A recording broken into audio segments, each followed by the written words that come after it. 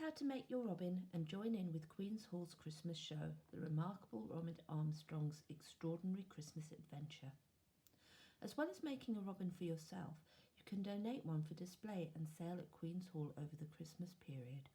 All proceeds from sales will be used to give tickets to underprivileged families for the 2022 Christmas show. We're going to start off by making our robin. Now the first thing you're going to need to do is to download one of the patterns, which you should find in the link underneath. Now once you've got all of the bits that you need, you should have, and I've cut some out, you should have 2 of these little red breasts, you should have 2 wings, 2 tail feathers, 2 bodies and a beak and a piece of ribbon just to attach it. Now what you're going to do is attach these together. You're going to sandwich the beak, the ribbon and the tail feathers in between the body. Pin that to keep them in place. You can have the tail feathers at a bit of a jaunty angle if you'd like to.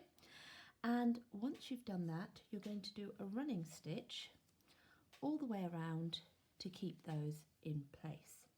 I've got one over here that I've prepared earlier. So it should look something like that.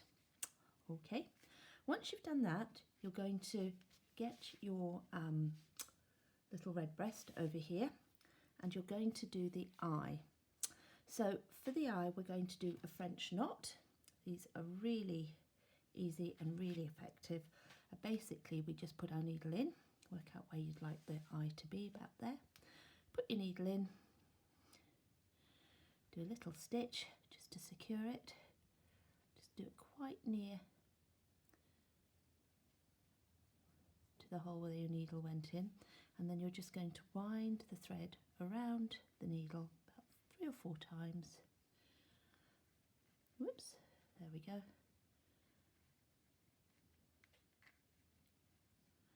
There we go, you can see we've got it over here. Okay, and once you've done that, you're just going to pull it through like this, push your knot down, and then once it's all pushed down and in place, you're just going to thread it through like this, and then do a little fastening off stitch at the back.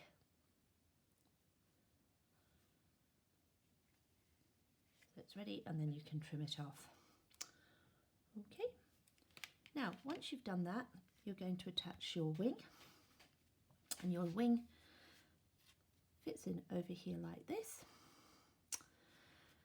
I've done it with the round bit at the bottom and the pointy bit at the top, but you can do it whichever way you like, really. All of these robins will have their own personality, so they can be as different as you want. And then I'm just going to very quickly do a little cross stitch. So we'll just go up, here, over, and then we're going to go across again, like this,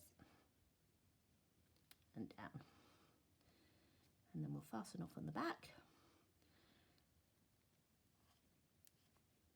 A little stitch, and then just trim that off. Right.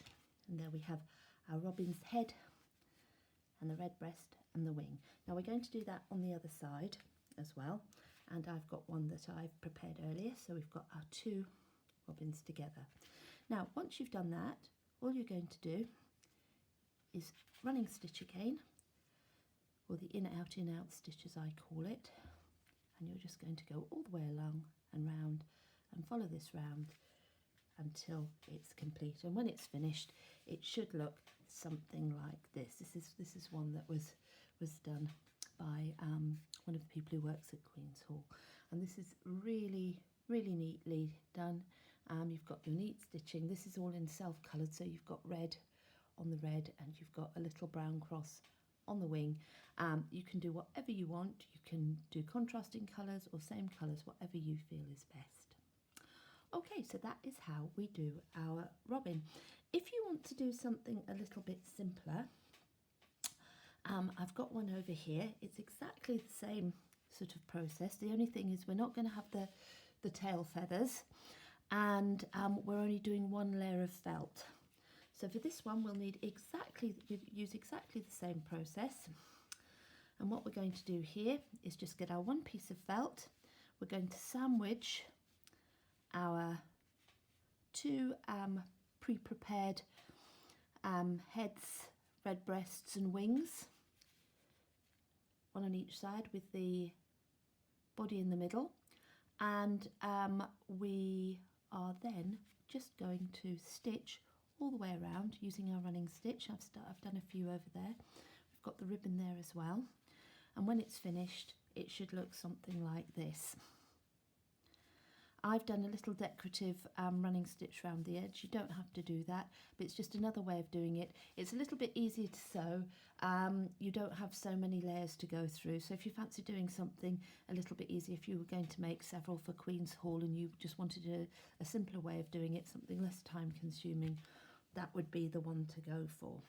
Now, if you've got scraps of fabric at home, you could have a go at making your own. It's exactly the same way, so we're going to use exactly the same process, just with different bits of scrap fabric. The only thing is it might fray, so if you've got interfacing or if you've got any bonder web at home, you can iron it on the back and that will stop it from fraying. If not, you can put a little bit of PVA glue around the edge. If you're going to do it before you're sewing, I would water it down, as it can make it quite tricky to sew with. Or if you're not so much bothered about it fraying while you're working, just make your bird, trim all the frayed bits off at the end, and then put a layer of glue around it. But it's entirely up to you. Sometimes I think frayed edges can look quite nice. So that is it basically. So happy robin making. Thank you so much for doing this.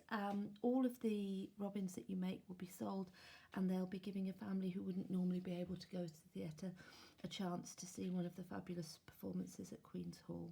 Thanks a lot. Bye.